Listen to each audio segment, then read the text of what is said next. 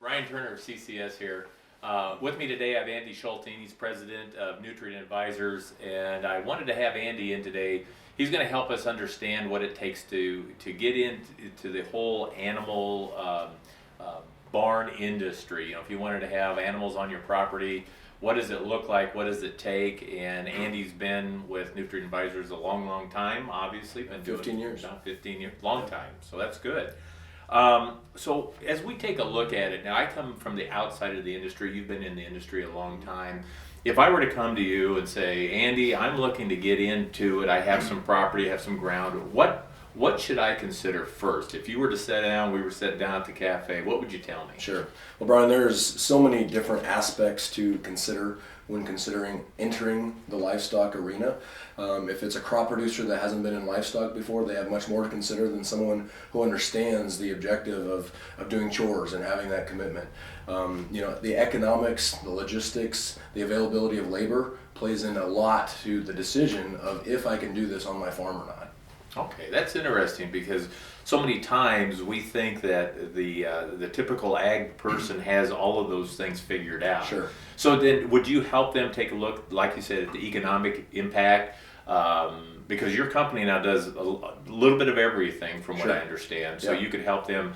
Now would we talk about placement of property? You know, where does this particular building need to go, etc.? Sure. So when we think about siting a livestock facility, there's a lot of tools that can be put to use, including the owner footprint tool. We have to consider county zoning regulations, local control, depending on what state we're in. There's a lot of different things to consider, but certainly the family and the farmer themselves have to consider where they want these facilities. Where is it logistically feasible for me to manage this operation?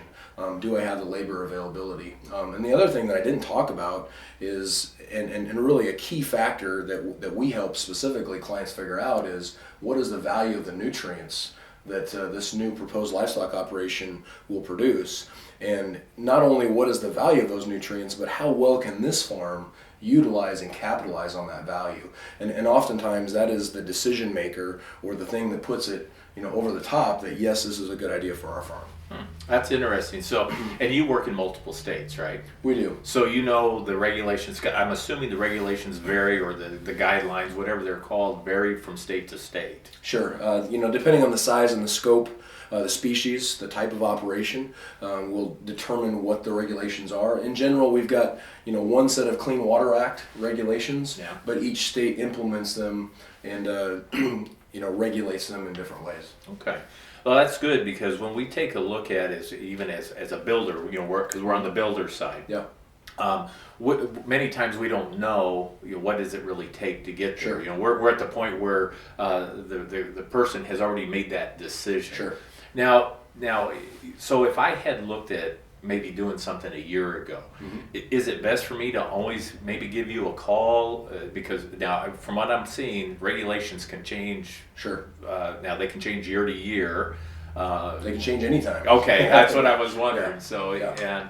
and they do change by county, or they can change by county. They certainly vary widely from county to county, and oftentimes a county can change their regulations at any point in time. Okay, well, and that's so if we were trying to get into that business, then so the first thing from what I heard you say is really decide, is it really more of a lifestyle then? If I don't already have animals, it's Right. probably more of a lifestyle change first, right? Yes, unless there are some local county regulations that specifically tell us, hey, we only have this site available, and the regulations show us that it can't be there. Okay. So it's kind of a chicken and an egg thing. You don't want to spend too much mental energy thinking about all of those emotional decisions about livestock if there's a fact in place that says we can or can't. But if there's not, then we have to decide that, as an operation, as a farm, this is something we want to pursue and participate in. And then we look at the physical location, the siting tools, and determine, okay, now what do we have to do to make this happen? Okay, that's a good point. You could cut to the chase pretty quick if you. I mean, the big thing that comes to mind is setbacks. Sure. If you've got two neighbors within a quarter mile and you only have this piece of property, then the decision might be pretty cut and dry that I can't be here. Okay. Now, does it vary by species? If I want to do hogs or cattle, or even in this in this area right now, we're talking a lot about chickens. Yeah, species and size and scope. Most counties have a chart, Okay. and with each class size of livestock, there's typically a higher setback. Okay. So and you could help anybody go through that if they're not for sure, if they don't know where to go get that Absolutely. information. Yeah, we work with our clients from A to Z, from that very initial idea, that thought process that, hey, this is something we might want to consider. We'll work with them through the county zoning process, understand the nutrients that they're going to produce, understand the economics and potentially the labor requirements that will impact their farm, and then carry that on through with the state and federal permits that are required, and then ultimately helping them manage and capitalize on that nutrient value as they move forward with operating that facility. That's good. You need to hold that thought, because in the next couple of series we're going to be getting into that as we get more into the details of Sure. it. So tell us a little bit more about Nutrient Advisors, what Sure. you've been doing. And Sure. So Nutrient Advisors has been in business for 15 years.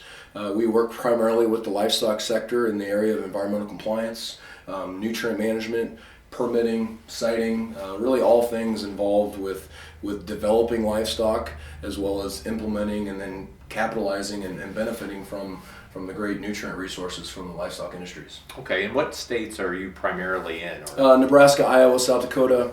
We do quite a bit of work in Wisconsin and Missouri as well. all right, excellent. Well, thanks, Andy. You bet. Great talking to you.